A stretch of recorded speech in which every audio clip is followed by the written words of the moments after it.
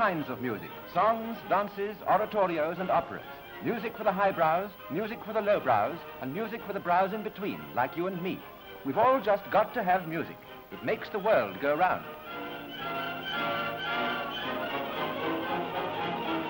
It livens the hours from dawn till midnight. Right round the clock, we've got to have music. And this is where it all begins, in the great music publishing houses, most of which may be discovered around Charing Cross Road, the Tin Pan Alley of England. This is where your Aunt Emma and my cousin George hopefully send their ballads and song foxtrots, only to have them most ungratefully returned 313 out of the 365 days in the year. The other 52, of course, being Sundays. Well, someone must get something published sometime or other, or there would be none of that red-hot rhythm which gushes forth in a ceaseless, syncopated stream from the amusement palaces on London sidewalks, for instance. And here, by the way, the rhythm must be very hot and strong indeed. It helps the customers concentrate.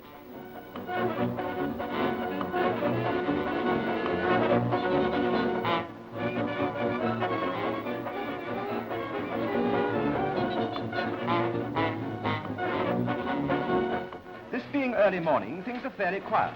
Even so, the pin tables are merrily clicking away, and so are those tantalizing cranes which all the day and half the night, to the anguish of their frustrated customers, greedily clutch at priceless treasures, but invariably rise with nothingness.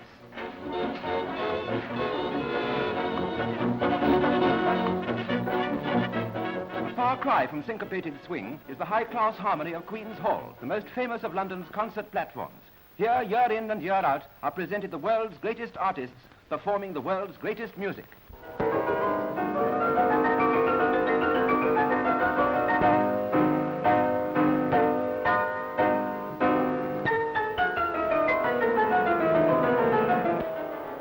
Here, too, may be heard the world's finest symphony orchestras.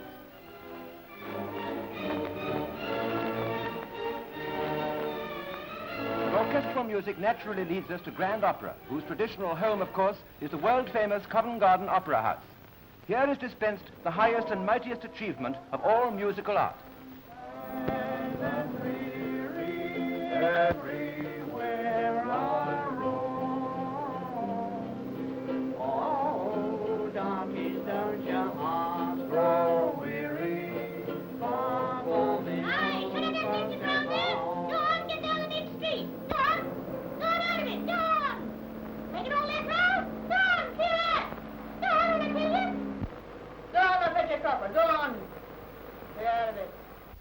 Dear, dear, grand opera is not so popular in these parts as we thought it was. But by far and away the most popular supply of music today is that which reaches us over the air. After all you've got to do is to sit by the fire and turn a knob. But that unfortunately gives you no idea as to what your favorite performers look like. So that, of course, is where I come in. And here's a selection of the popular artists who dispense good melody and good cheer for the millions over the radio today. Meet the famous Neapolitan wizard of the banjo, mandolin, and guitar, who needs no introduction from me, Mario de Pietro and his well-known Estudiantina. Apart from his radio and gramophone work, Mario gives frequent recitals on his numerous instruments in all parts of the country. Here he is.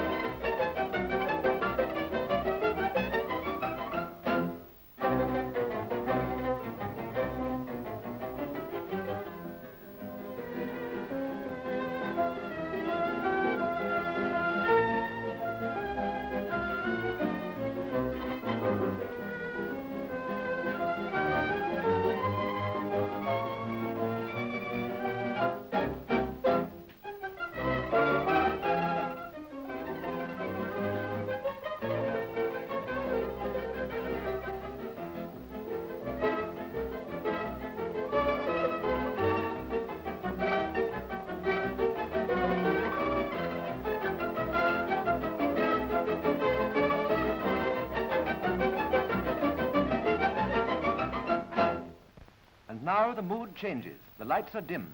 Picture yourselves thousands of miles away in a glamorous southern hemisphere, where coal-black mammies croon their endless lullabies to curly-headed pickaninnies.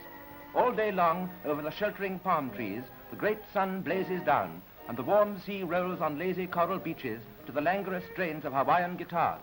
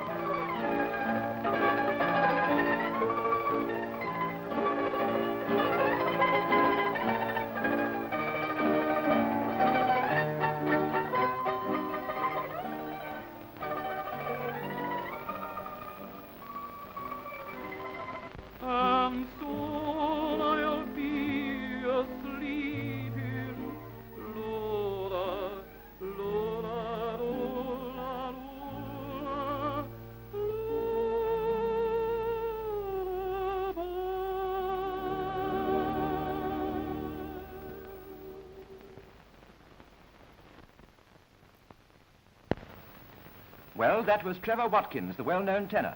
And now we will introduce to you the captivating little dancer, Drummond. For Mario de Pietro is one of those bright fellows who also believes in supplementing the attraction of his orchestra by promising young artists of every variety.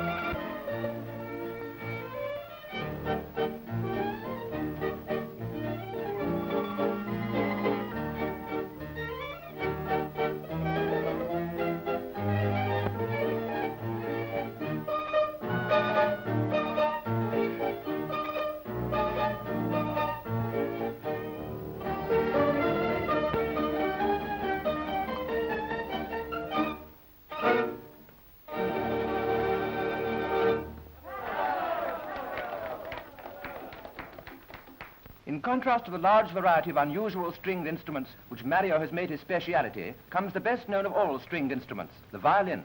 And Alfredo Campoli is going to show us just how easy it really is to play.